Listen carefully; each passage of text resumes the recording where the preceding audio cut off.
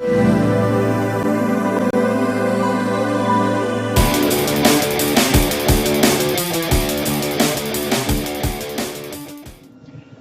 it's David Creelman again, CEO of Creelman Research, and I wanted to give you just one more quick lesson on some of the big ideas about people analytics to set us up for the upcoming workshop.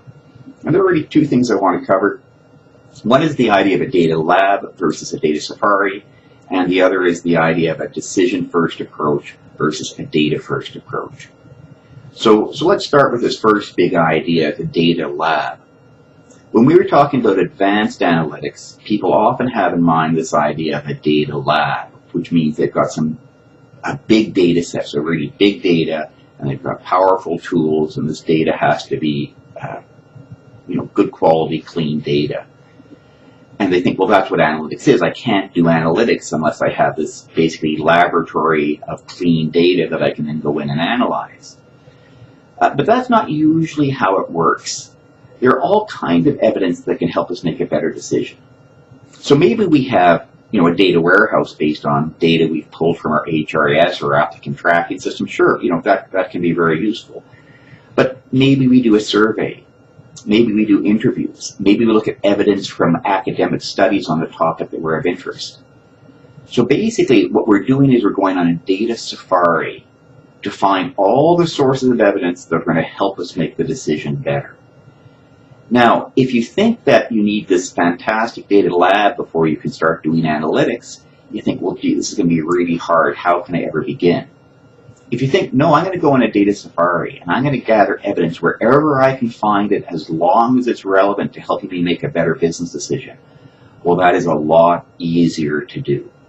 And I think that's one of the big lessons for us in HR is that we don't necessarily need this big clean data warehouse before we can start doing people analytics. There are many sources of evidence, and you'll be familiar with many of those sources of evidence that you can already start using to make better decisions.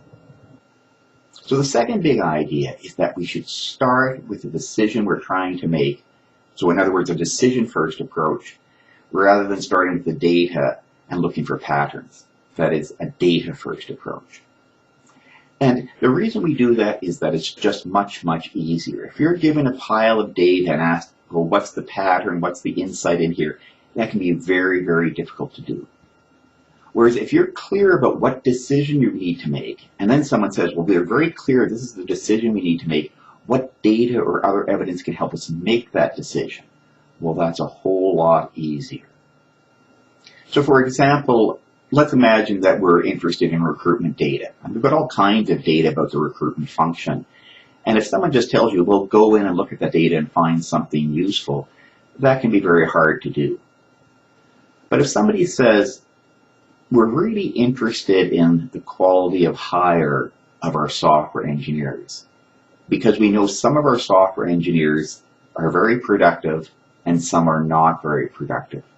Can you find some sort of evidence that will help us predict who's going to be very productive and who's going to be unproductive? So that's the decision first. We're going to make a decision on what kind of criteria we use to select software engineers. Now, when you're clear about, okay, well, that's the decision I'm trying to make. I'm trying to decide what criteria to use. Then it becomes much easier to go out on a data safari and look at any kind of evidence that's going to help you make the decision on what criteria to use. And I actually would say this is the single biggest trick into having success with people analytics. Is you start with clarity about the decision, then you go on a data safari to find any kind of evidence that's going to help you make that decision. Sometimes it will require advanced analytics if it's a particularly important and difficult issue.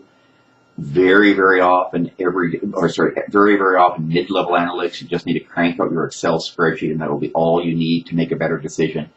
And you'll find times that you don't even need to pull out Excel. A pocket calculator or a back of an envelope is all you need to make a better decision about whatever that issue is. Okay, well, thanks very much for listening. I look forward to seeing you at the workshop, and we'll have lots of opportunity to look at examples, to look at principles, and to figure out how to apply this to your own work at Telekom Malaysia.